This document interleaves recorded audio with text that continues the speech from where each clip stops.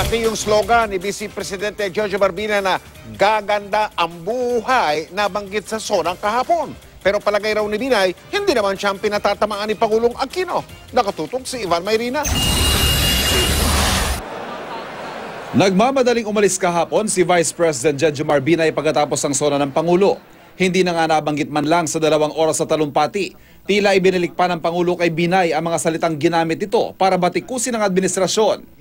Ito po yung pagkalingang tinatawag ng iba na palpak at manhid. Ang tugon ko po, sabi nga ni Aisa Sigera nung araw, I thank you, bow. Sa kanyang pagdalo bilang keynote speaker sa isang pagtitipon sa Pasay City ngayong araw, hiningan namin siya ng reaksyon. Hintayin na lang natin yung di-deliver kung the true state of the nation. Magbibigay po kayo ng sarili niyo? In due time. Hindi rin nakaligtas sa Pangulo ang slogan ni Binay na gaganda ang buhay.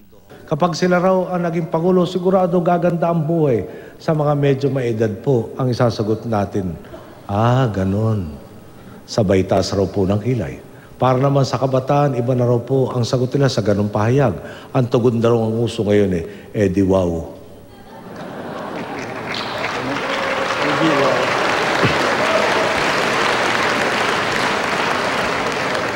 Ang tanong natin, paano nila gagawin ang mga pangakong yan?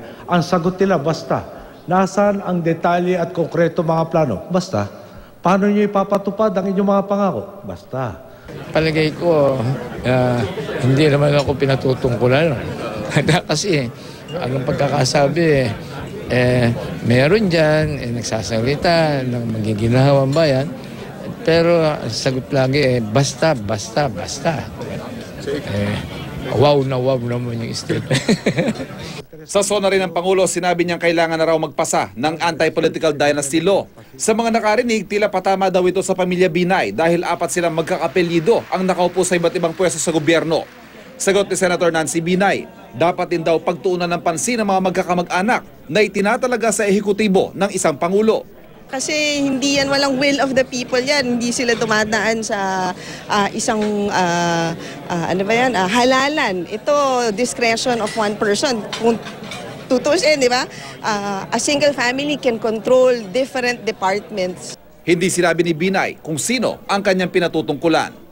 Ivan Mayrina, nakatutok, 24 oras.